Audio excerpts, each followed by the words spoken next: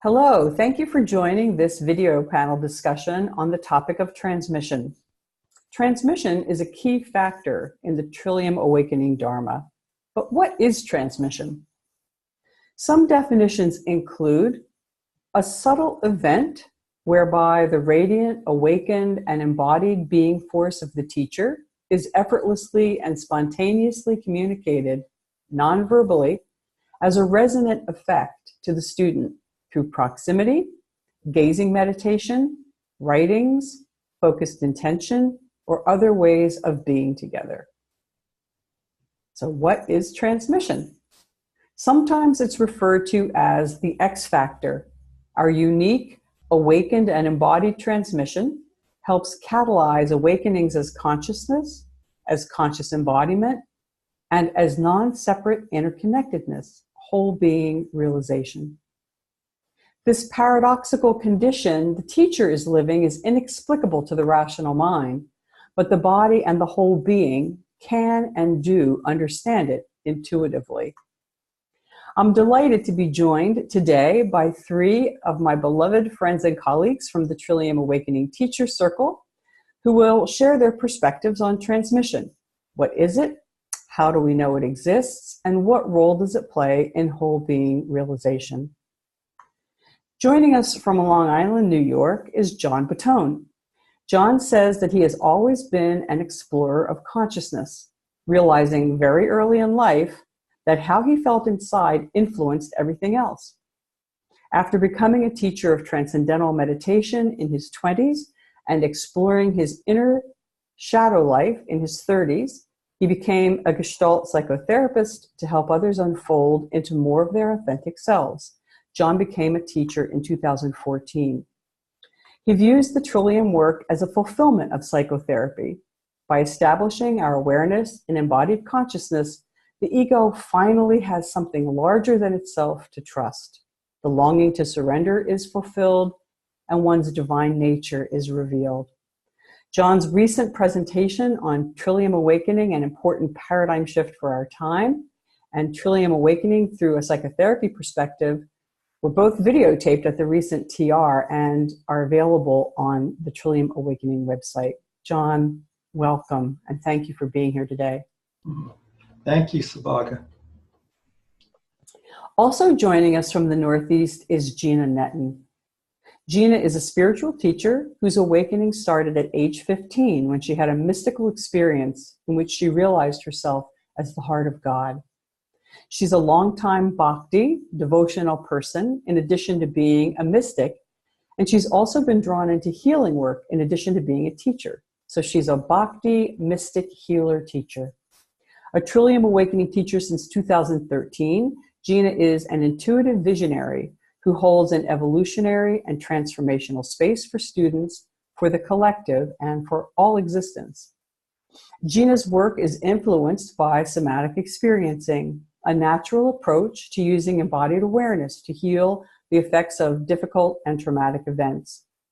Her work is also influenced by biodynamic craniosacral therapy, focusing, human design, the Enneagram, integral theory, Thomas Hubel's mystical principles of healing, and Patricia Albert's evolutionary collective. Gena is based in Somerset, New Jersey, and you can learn more about her and all of our teachers on the Trillium Awakening website. Gena participated in a panel discussion on trust in being and the Consciousness Summit, which are also available as videos on our website. Welcome, Gena, and thank you so much for joining us today. Thank you, Subhaga. And from Sauk, British Columbia, Canada, we are joined by Rod Taylor. Rod has been practicing and teaching awakening knowledge and techniques for over 40 years. He has a master's degree in adult education, post-secondary certification in conflict resolution, and in addition to being a Trillium Awakening teacher, Rod is also a Pangu Shengang Qigong instructor. In 2005, through his participation in Trillium Awakening, he experienced a foundational shift into non-dual consciousness, embodied awakening that realized his infinite, non-separate wholeness, simultaneously integrated with his finite nature of individual self. Rod loves working with others to support their processes of awakening in wholeness and love. He became a teacher in 2007. Rod also participated in the video panel on Trust in Being and is the author of the wonderful book, New Principles of Awakened Relationship, that integrates the Trillium Awakening teaching into a look at intimate relationships. Welcome, Rod. Thank you. Wonderful to be here with you. So the way this panel discussion will unfold today will be in 2 rounds. I have some very general, broad questions I'm going to ask the teachers, and each one will answer in turn. And then I have more in-depth teachers, which will give questions, which will give each teacher an opportunity to speak a little bit more directly about their experience of working with transmission. So John, we're going to start with you. What is the nature of transmission? The way I hold this is we're all energetic beings. And I think we often have learned or don't tune into that fact very clearly. But the truth is, if you walk into a room, you sense an energetic presence of that room, right? And when you meet a person, you sense that energetic presence of that person. So in that way, we're always transmitting, because it's just this energetic system that we are, right? The transmission of the Trillium process, the Trillium awakening work, is something that Samuel Bonder, I don't even think he was aware that he had this transmission until people started reporting that they were feeling some effects from being around him or attending his workshops or whatever he was offering at that time. And he kind of put together after the fact that there was something going on, that there was something that was emanating from him that was creating this effect of awakening in the people that were spending time with him. It must have been very baffling at first. So the word transmission was, I think, a word that came out of the explanation of this effect that was taking place. And then as more and more people became teachers and became catalyzers of this transmission force, it was almost like their energetic systems stabilized in it and started to transmit it to others. They found that this effect was actually something that teachers could produce in other people. Mm. And I think what's kind of interesting is that ever since becoming a teacher of Trillium and doing gazing, because gazing is the way that we impart the transmission to others, and in some ways magnetize the field that we're in, I've become very, very aware of how powerful and almost palpable this transmission actually is, because I've just become very sensitized to it. I'm very aware of the strength of it, and really love that it has this effect of catalyzing this very powerful awakening process. In some ways, it's actually pretty extraordinary that it actually has this capacity to produce this embodiment and this opening to consciousness. And it's really quite wonderful. I'm going to end here because the phone is just going on and I don't want to be recorded. Okay, thank you, John. That's great. Okay, Gena, let's turn things over to you. What is the nature of transmission to you?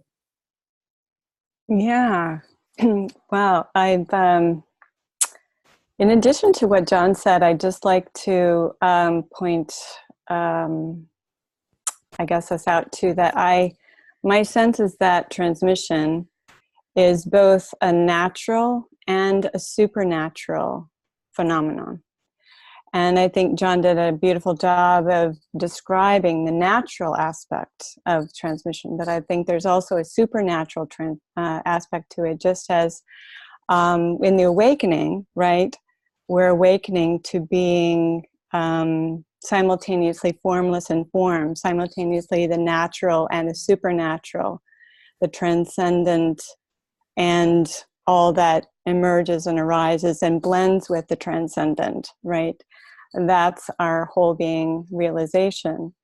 And so I think just as we can refer to the whole being realization as a biospiritual event, we can also refer to transmission as a biospiritual event. So the biological aspect of it, that natural aspect of it, is definitely that energetic aspect that John was talking about. And, where a person, a body who's had their realization starts to vibrate at a certain frequency and is able to transmit that. And then those who are, in their field are receivers of that. And then as receivers start to eventually vibrate with that same frequency, like two tuning forks. And we often use that analogy of a tuning fork, one tuning fork being having a vibration, and then another tuning fork, coming and being able to vibrate at the same vibration. So again, yeah, that's the natural aspect of transmission. But I think the supernatural, it's not only a tangible an energetic experience, it's also a supernatural phenomenon, I think, as well. Or maybe that's a misnomer. Phenomenon is probably not supernatural, but anyway, there's transmission conveys like a supernatural knowing, right? And this communication is beyond the body mind. So it's this knowing is mysterious. This knowing is of ourselves as the mystery, and it's mysterious. And I would liken it to, I just thought of this example, earlier. So it's like a mirror. So the transmission becomes like a mirror, and we might not be able to see ourselves because we have, blinders on our eyes. And eventually, though, the more that, we're exposed to this mirror, eventually the blinders fall off the eyes, or maybe we're like, seeing like this for a while or whatever, but eventually, the blinders fall off and we're able to see ourselves, to know our true nature, right? And so I don't know if that has an energetic component to it. I don't know. I experienced that aspect of it as more supernatural and more mysterious, and so that's something I wanted to say about transmission. And the other thing that I wanted to say is just that I think that also our intention also catalyzes our intention when we're gathering together in a sitting, also catalyzes the transmission. So the field that we actually create together, not just, yes, definitely the person who is a transmitter, but then it's also the intention, all the people that are gathering together, that amplifies that transmission and becomes, even stronger. And so it strengthens the field of consciousness and amplifies the strength of the transmission. And the other thing I just was going to say, you mentioned, I think at the beginning, about that it happens with gazing and meditation, but also in videos and photos and writings, that they also convey transmission. And so I just wanted to say what happens with that is that we're actually tuning in to the person's awake consciousness, kind of like a radio station. I liken to it like a radio station. And so, yes, then we're able to tune into those frequencies. But again, this mysterious knowing is also conveyed as well. So. Great, thank you. It's beautiful. I love that the bio-spiritual part, to bring that piece into the awakening process, feels very important and a nice way of sort of dovetailing with John's understanding. So Rod, for you, what's the nature of transmission? Well, I remember coming into this work long ago, guess 2003, and wondering what was going on here. And I heard something about the term transmission, but I didn't really quite get it. I came in with quite a strong background in the field of consciousness, and I had experienced profound, what I would call transmission or effect in the environment that affected me in terms of deepening, opening, expanding in consciousness. And this I didn't notice in that same way. And I came from a background of Qigong practice and energy practices and inner subtle energy experience. And this didn't feel kind of like that. And of course, I also had the experience of the flow of love in family and with others that was tangible in being in the presence of others. And that too wasn't clear to me. So I came in wondering what this was about, but deciding to try it out and wondering about it. And I enjoyed gazing. Enjoyed means I was comfortable gazing, but didn't really, tune into it. And it was only after months and then having a deep experience in a long retreat that I experienced myself, my conscious field drop into my body and feel a core center in my own being. And from that point onward, I noticed when I was in the group or I was gazing, I could feel an activation within myself. So I began to realize, okay, something is going on here. As I've become interested in what this is, I've recognized that this, what we call transmission, is very much a resonance. It's not so much one person doing it to another as much as it is our own being's interest, capacity, melting, you could say, in the presence of an embodied wholeness that brings us a sense of something that our own being naturally is inclined towards. It doesn't require noticing it, as I didn't notice it for quite a while. But when we notice it, we can feel a certain type of wellness, groundedness, comfortness, attractiveness to be whole in that way that seems to be not as obvious as those other fields of transmission that I mentioned, but is actually including the interconnectedness amongst folks that are engaged, open to, and having a ground or background in this. So we're talking about, to me, an additional way that's special to this work, or anyone, you could say, who is opening in to this whole being form of deepening, opening, and awakening.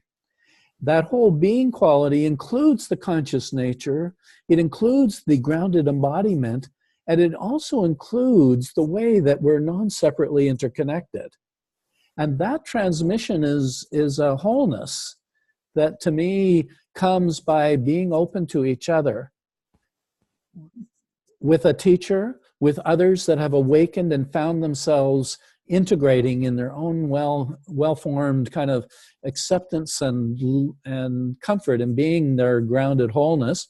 And also we've seen quite an effect in peer groups that have a mixture of folks that are opening in that way, and how rewarding it is and how evolving it is to be together with folks that have these full components. You could say these three dimensions of what we might call transmission, or more comforting for some to realize it's a resonance. My own being is being activated. My own being is being attracted and inviting.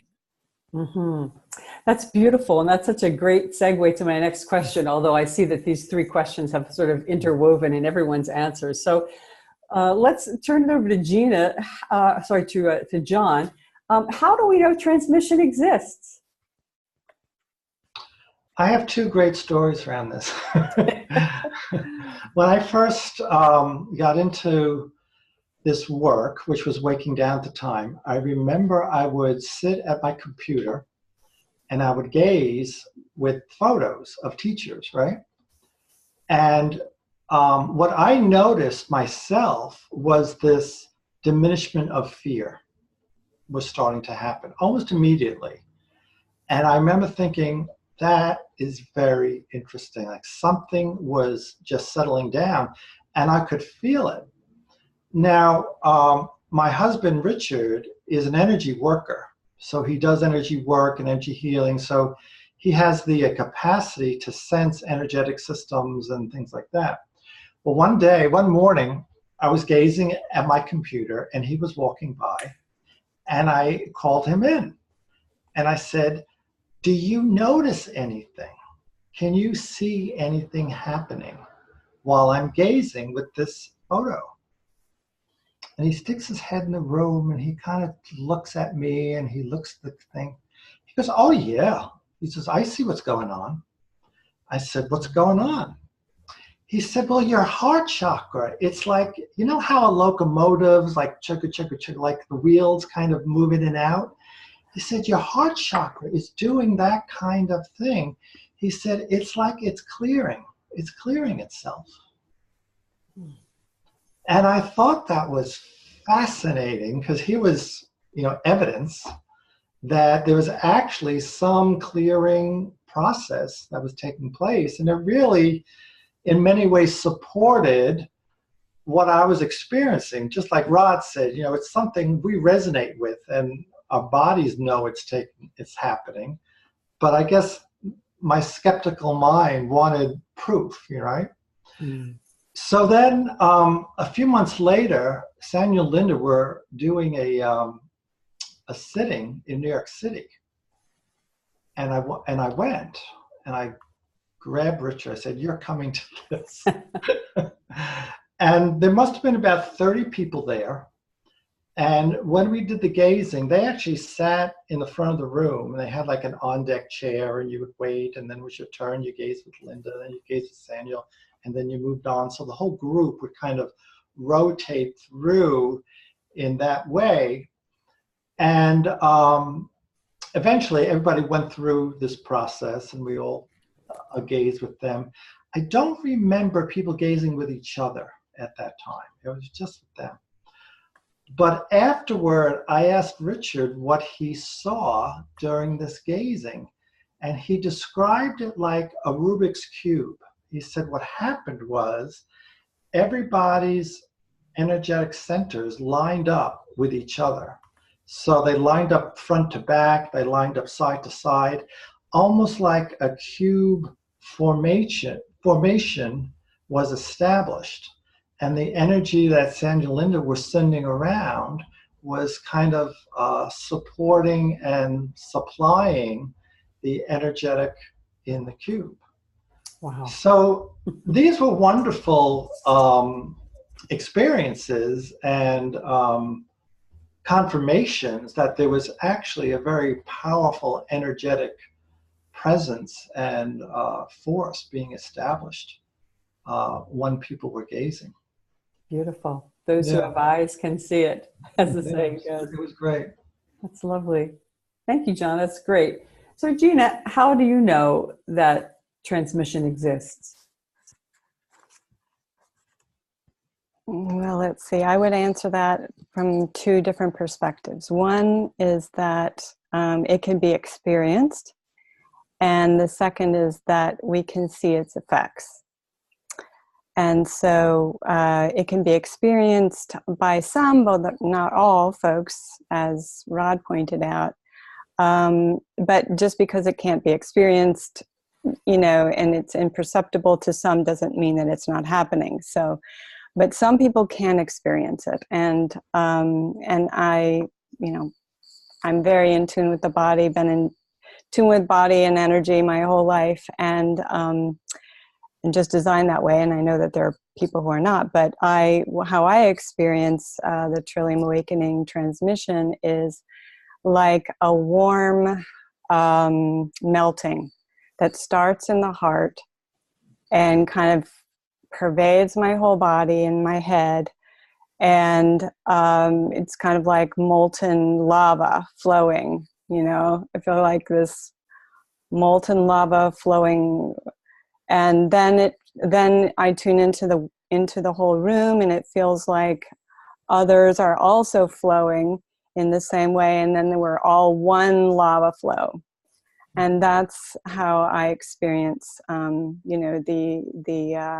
the transmission. And I often feel heat, and warmth and actual heat. And sometimes my glasses will fog up. And sometimes there's like a mist in the room, and sometimes people disappear. This is during, oftentimes during gazing.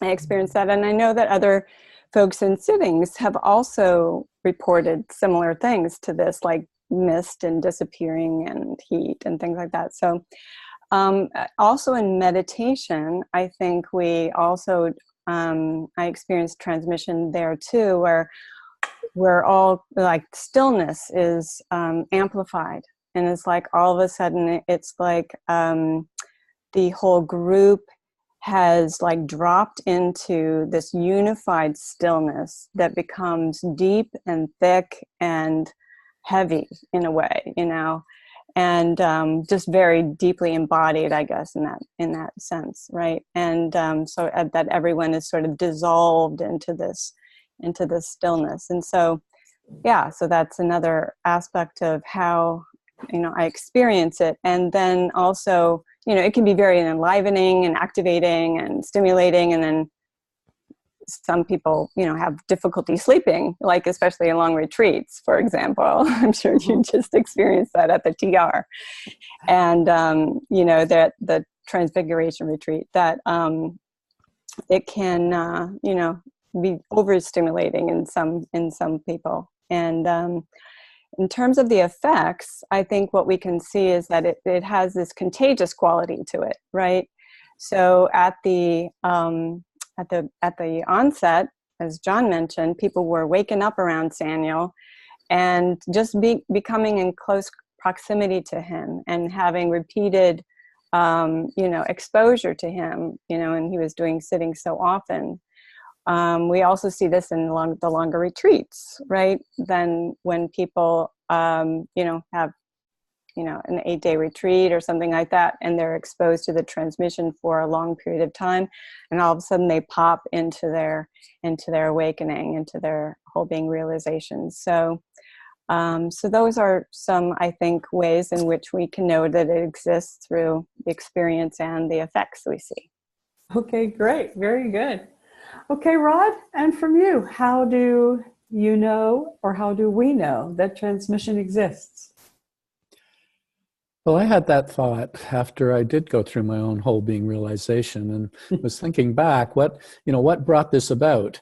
Because I had been an avid, you could say, seeker, practitioner, teacher in the field of spiritual and personal development for 30 years before coming to this work. So I thought, well, there's similar things that we've done here. It's some interactions, some groups getting together, being with the teacher, and yet something different happened. And what was that?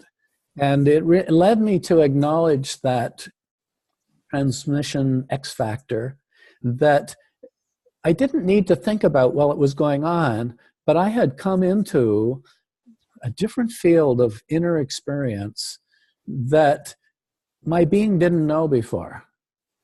It knew these elements that I mentioned earlier, but it didn't know this inner grounded wholeness. And from my perspective then, it was, this field has been available for this being to feel a growing resonance, a melting, an activation of being myself fully whole here in these dimensions that I think were supported by being both consciously tangible in ways I've already mentioned, but unconsciously true in being in a field that was quietly attractive to my own being's capacity and all of our being's capacity, to settle into it. And so from that perspective, I came to that recognition. It was satisfying. Mm-hmm. And then first as a mentor and then as a teacher, I realized that when I love to be with people who are interested in exploring their own evolution together. And when we would gaze together and when I would talk with them, there wasn't actually anything I noticed myself needing to do other than be heartfully with them in attention, caring, and responsiveness. And then just being myself, you could say, I started to notice people were saying, oh, wow, I really enjoyed the transmission, or, oh, I could feel the love, I could feel the field. And I thought, okay, this is something beyond doing. This is kind of a condition of being that when we connect with each other and feel open, then something's going on. And it was another way that I kind of appreciated, oh, and it's so effortless. It's just being true to our own nature, this wholeness nature that now has been fully kind of embedded in our being, and it affects each other. Beautiful. That's great. Thank you so much. So I think in the interest of time, I'm going to sort of merge what I had as my third general question into these specific questions I have for each of you as Trillium Awakening teachers and practitioners in different fields. So John, I'm going to come back to you. As a practicing psychotherapist, what role does transmission play in the process of healing, particularly in terms of embodiment? Because you did speak about that a bit. Right. I was trained and certified as a Gestalt psychotherapist. I did a 3-year postgraduate training after I got my master's in counseling in Gestalt therapy. One of the fascinating things about Gestalt therapy is it's actually a therapy that came out of the exploration of why we have such a difficult time staying in the present moment. Because Gestalt therapy considers the present moment, right, as a healthy, happy, pleasurable place to be. Just to be in the present, right? And kind of suggests that the goal of therapy is actually to make us more in the present, keep us more in the present moment experience, right? And then there's a whole therapy that analyzes how we leave and why we leave and blah, blah, blah, blah, blah. But what's fascinating, so from that point of view, the fact that this transmission actually brings people into the embodied present is almost the same thing that psychotherapy is trying to do, at least experiential therapies are trying to do. It's trying to bring you into the present moment. And when I work with people, that's often what I'll do with them. I'll have them just say, what's happening? What's happening right now? What are you aware of? What's taking place? What's here? Is something I'll often say to a client. What's here? Because often people will move into their heads as opposed to just being in the embodied present, in their felt sense, right? So the fact that this transmission does that it catalyzes people dropping into their more embodied experience is actually quite extraordinary. It's really quite an amazing thing, right? And what I've come to appreciate in this Trillium work is that we really are involved in a paradigm shift. One of the reasons why it's so difficult to stay in the present moment is because we've all grown up in a culture that has a whole different paradigm. The paradigm is to be in our heads. We've all learned that we're supposed to be in our heads. We're supposed to be in charge of everything. The head controls the body. The head controls nature, right? Money buys security. We all grew up in a paradigm that was so not present-centered. It's very much head-centered, right? So Trillium is actually, once we are exposed to this transmission and we stop dropping into our embodied experience, we're actually moving into a completely different paradigm than we grew up in. And the new paradigm is to be more in our bodies, be in our hearts, be in our guts, be much more present in this embodied place, and starting to live from there, starting to live from that place. So in a lot of ways, it's accomplishing the same goal that psychotherapy does, right? It's pretty extraordinary. One of the reasons why I like to say that Trillium is the fulfillment of psychotherapy is because while it embodies us, it also opens us into this expanded conscious nature, right? It opens us into an experience of our divine nature, of consciousness, right? And that is also something that transpersonal psychology talks about as the highest stage of human development, is to move beyond self-actualization into self-transcendence. That the highest thing we could do in human development is to move into self-transcendence. And that's another quality that this transmission accomplishes. It opens up our conscious nature, our expanded nature, and we start to experience that there's something larger than ourselves organizing our lives. There's something larger than ourselves that is at play, that our heads are not able to do it all. In fact, they can't do it all, right? And we start to surrender to this larger awareness. So we have this phrase, trust in being, right? Trust in being is that we can begin to trust there's something larger than ourselves organizing everything. And that's the place where the ego can surrender to something bigger than itself. The ego actually doesn't want to do it all. The ego really doesn't want to do this job that it's been given. But until it has something larger than itself to surrender to, it's going to keep trying. It's going to keep trying its best. But once it can surrender to something larger, it does. And then we start to live this experience of wholeness. We start to live this experience of well-being. You know, we don't have to work so hard to be in our lives in a very enjoyable, pleasant way. So it's really quite an extraordinary thing that Trillium is able to bring about. I think the transmission brings us into whole being realization. I think it's the catalyzer.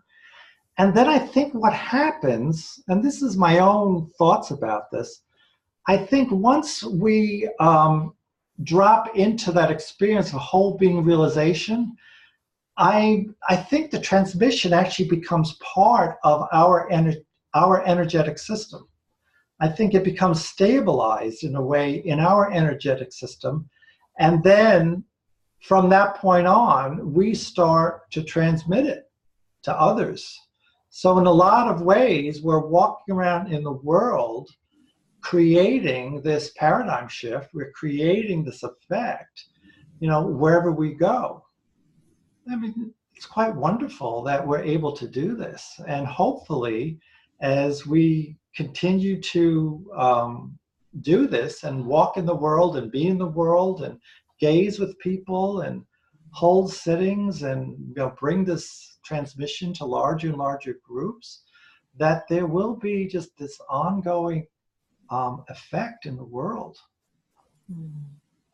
Beautiful. So there's a way in which the more we are able to drop in, as practitioners even are able to drop in and be present and be in the body, it's really non-separate. You can't really separate the things out. It's like the more transmission we're exposed to, the more embodied we become, and the more embodied we become, the more transmission we're able to metabolize and create that place of rest. I love the way you spoke about the ego, because it's almost as if the more the body comes online, the whole being comes online, and embodied consciousness, the ego can just relax and shift over and become more the co-pilot than the pilot. Yeah, exactly. It can assume its natural place in the larger system.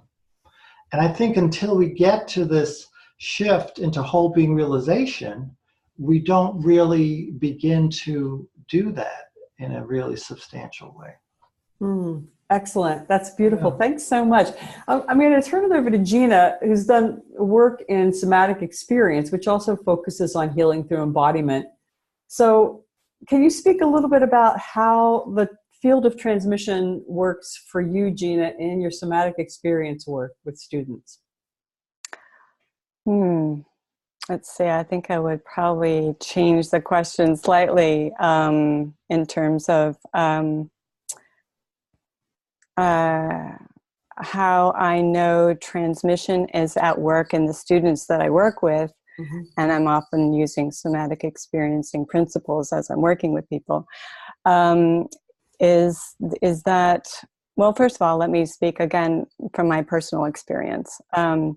That I know the transmission was really reworking me after my awakening. After my awakening, I got exposed. I was going to sittings basically every week, lots and lots of exposure to transmission. And what started to happen to me, and I also felt that opening in my being. This was a post-awakening, so I could feel the transmission coming inside me as well. I could feel that energetically. And so what was happening also at that time was all kinds of trauma started coming up for me.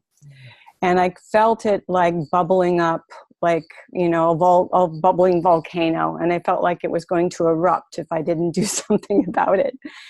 And so that's why I reached out and actually got exposed to somatic experiencing, went and received somatic experiencing and also biodynamic cranial sacral, and was able to, that integrative work was able to help me in the reconfiguration process of working with all of these traumas and energies that were coming up that were unresolved. And all of that is, we know that trauma is hidden in our bodies. And so as the transmission is coming in, as that biospiritual event that we were talking about, and is this awareness, this felt sense awareness that's actually going in and seeping into our bodies, I was like, okay, it's finding where there are pockets of trauma or wounds or different things that need to be seen, different things that need to be brought to the light of consciousness. And so that's what I experienced myself. This is what I have experienced in my clients, my students. And so I think that, what's happening is the transmission is really doing a great deal of work, not only actually, bringing us to the awakening, obviously, and kind of, in a magnetizing way, and kind of, magnetizing the latent realization into whole being realization. But also what is very, very important in the whole reconfiguration process of integrating all these things that need to be brought back into alignment, that need to be made conscious, that anything that's unresolved will come up for resolution in wholeness. And so, and I think that you can you can really see that transmission then transforms us from the inside out. It's like what I like to say, and let's see. There was a point I wanted to make about. Let's see. I'm sorry. Okay. Yes. No. Having a bit of a brain fog here. I've been studying biodynamic craniosacral therapy, and recently was in a biology lecture that was quite interesting, was talking about cellular function and how biochemical signals are sent out, and the receptors of those signals actually interact with the signal and induces change. And so I just really see this as what's happening in our biospiritual event of transmission, that it's this awakened transmission is basically interacting with the receiver and transforming the receiver from the inside out. And I also wanted to say about a few things about transmission and our nervous systems, and that is that it's really important, I think, for people who have a lot of history with having a very intense fight-flight response, that they be able to resource themselves when they're exposed to the transmission. Because what can happen is they can have a very big expansion and then have afterwards with it when they're exposed to the transmission, and then a very big contraction afterwards that can be very destabilizing and disorienting rather, And so I think it's really important that people who know that they are sensitive like that really be able to resource themselves, and as they're exposed, to the transmission. And also, one of the things that can happen too is that people around you, like you can actually carry the transmission with you for some time, like after the retreat that just happened, right? The transfiguration retreat. I was doing a session with a student, and it was like a week later, and I could feel the amplified transmission coming from her, right? And I've had many students talk about how, they come home from a workshop or a sitting or a retreat, and things just go haywire in their family because everyone gets either agitated or, it kind of starts to transform everything around. And so I see transmission is really like this felt sense awareness, right? That's entering our bodies in this felt sense awareness kind of way, and is, again, shining the flashlight on anything that needs to be made conscious. And so I would say also a really important thing to do, we talk about relaxation and relaxing into this awakening and relaxing into being. And it's really important to let the transmission do the work of the reconfiguration of the whole process, to relax and let that transmission do the work. And that really helps us to develop a trust in being, actually. So the more that we can expose ourselves to the transmission, really allow it to do the work, and really, really realize that we are that flow of light, of consciousness, of beingness. It's like we are the transmission, basically, realizing we are the transmission. And then you also had posed a question to me about, is it quantifiable? And I just want to say that I do believe that transmission is possible to quantify. And in the same way that you have meditation experiments that have been done with meditators, right? And they've, done EEG studies, and they've done, MRIs and PET scans of people's brains and so forth. I think we could have the same thing with folks in our work, and we could. That would be a fun experiment to do, and I think we would definitely see that there would be quantifiable evidence of the transmission in process and the effects of the transmission. And I also think in terms of effects, we could also those are also very quantifiable. We could do a study in which, we interview people and ask them what happened in their especially post-awakening process, and you could see what the effects were. So those are some ideas that I had to share. And beautiful, thanks so much. Yeah, I just saw something recently where there has been some scientific research on sort of the energetic field of the body, And so I think that sort of ties in with what we've been saying about transmission. And, what I loved about the way you spoke about it is that transmission is both sort of the light that penetrates and illuminates. Sometimes, the pockets, as you said, of trauma can come bubbling forward once we've sort of bathed in that field of conscious awakening. But it can also be part of the healing process. So it both reveals and heals. Through the way it penetrates the various subtle layers of the body, and helps us to see where we need to bring our attention and so on. So it's quite a wonderful response to those things. Great. So Rod, we shift the gaze just a little bit here. Your focus has been on awakened relationship and awakening as love. What role does transmission play in awakened relationship? Yes.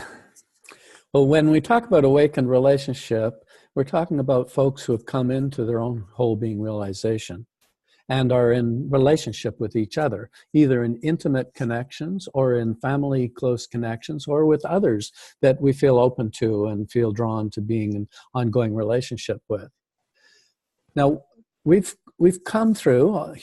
has come through a time of increasing individualization, which has meant actually increasing separation.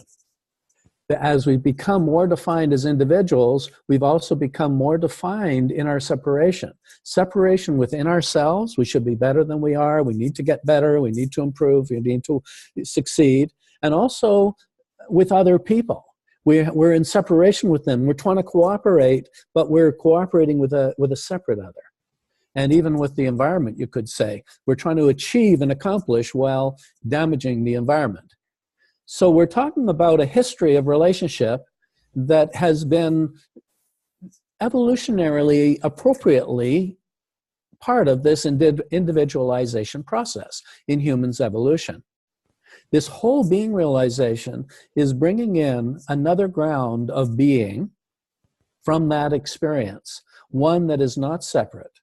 Not separate within the self, because we're actually becoming into this interconnected wellness of being who we are. It's not separate from the other, because we're realizing our non-separateness while recognizing the difference. And in terms of the universe, we're realizing an awareness and a connectedness that is honoring and all that we are and all that we see, and knows that is us, and all of that affects us. So bringing that into play in a relationship, awakened realizers aren't finished. They have lots of unfinished business. But that unfinished business is being more dynamically and automatically evolved through this ground of whole being realization. So if we put two people together who are carrying that recognition within themselves of inner wellness, non-separateness, interconnectedness, then there is a reinforcing quality of activating transmission that's shared between them. Not shared in needing to do something to the other, shared in this common recognized ground of wholeness, wellness, connectedness. So this means then that not that the relationship is going to necessarily be easy, because we've been all learned from childhood how to operate increasingly in separation and in negotiation with the other. In this case, we're finding ourselves not needing in the same way to be fulfilled by the other in terms of our weaknesses. We're actually finding our own ground of wellness in which our meeting of the other, our dance with the other, is not anymore so much about trying to get our needs fulfilled, but actually finding ourselves increasingly grounded in our wellness and open to the enchantment of interacting in a dance of life with another, in which we get to discover a different other. Some of those differences are quite awkward, and they throw us back in, oh, I need them to be different. Oh, but I don't. And so that ground of transmission is a percolating storm for some and a resolution for all in terms of a mutual transmission, or you could say more honorably, a mutual ground of resonance. I say honorably because it's honoring the recognition and realization that is a common field that arises in the differences and is supported by the wholeness. And as people are growing in their whole being realization, which is initially consciousness, conscious embodiment, non-separate interconnectedness, it grows and integrates through the ongoing evolution that comes through this ground and becomes more the wholeness, trust, and love. We find ourselves operating as love, through love, with love, not as a good conscious intention, but as a truth of the discovery of our wholeness, our deep beingness. So then we find, whoa, this transmission adds something to our life that is already well and whole. And so in my own experience, it's been lovely with my love, Andrea, to find that being in our awakened natures, which is, you could say, autonomous wellness within ourselves, I feel my life enriched and enhanced by being in relationship with her. It's like our transmissions are bringing different aspects of our awakened character natures into a relationship in which it impacts the couplehood. And so for me, being more kind of spacious, transcendent in my realized nature, and her being more embodied in the creative nature of her being, I find that I'm living more richness in my life, more embodied richness, you could say, when she's around. And it's very interesting to notice if she's away, I'm being my well self, but I feel that much more that spacious kind of not so grounded kind of condition of my own awakened nature, which I enjoy. But when she's back, I'm engaged in the richness of living life. So you could say that our awakened natures, you could call it transmission or resonance or shared field, are creating a greater richness, wholeness, and fulfillment for me as someone who found his wholeness within and finds it enhanced in relationship with her. And likewise with others that we come to know, like each of you. The richness that I have when we're engaged with each other is a new element of this awakened relationship and this one. All facets of the nature of wholeness that we've awakened into in this whole being field, of whole being realization, whole being relationship, and whole being wisdom that we get to share and interact with. In resonance, we might call it transmission, but it's even beyond that because we're actually co-conscious within a wholeness field of whole being realization. It's so beautiful. I love the way you were just speaking about the field and the wholeness of that field, because for me, there is a different quality to intimacy when this field of awakened transmission is online. I mean, I certainly have this in my own intimate relationship with my partner Sugandi, who's also a teacher in our work, and we can be in the same physical space, but not really communicating verbally, or even non-verbally in really different parts of the house. But I know her presence is there because I can feel the field of her transmission. And if we're in closer proximity, then it's really amplified. Like when we're teaching together online and sharing a computer and we're sort of sitting right by each other, the amplification of the transmission field is quite profound. Or even when we do nectar at events, we invite people to come and be in close proximity with each other, to lay together on the floor or on couches to cuddle or to just sit in that room. There's a different flavor of transmission. I find that just being in the small group or the medium-sized group where the transmission is working in a different way. So there's so many flavors of intimacy that come through in this work through the field of transmission. So really encourage everyone, if you haven't read Rod's book, it's in a second edition. And it's just a wonderful, wonderful exploration of the nature of awakened relationship, and I think would be a benefit if you're interested in knowing a little bit more about how to live in this way. So I think that's going to draw us to conclusion today. It's been a wonderful conversation. We've covered a lot of area about transmission and the role that it plays in our work individually and collectively. I want to thank each of you for participating. So I'm going to put us on gallery view for a moment so that everybody is visual and visible, and we can see each other, beautiful presences. And thank you so much for being part of this conversation. And I look forward to seeing each of you again another time, either in person or on this Zoom screen. So thank you very much. Subhaga. Thanks for hosting this. Yes, so much. thank you so much. Thank you. Thank you. Hopefully there will be more of these kinds of video panels in which students will have the opportunity to meet a variety of different teachers and hear what they have to say on topics that are pertinent to our Dharma. So I thank you very much. Thank you. Great. Thank you, Subhaga. Wonderful to be with you. Yeah, thank you so much. Thank you.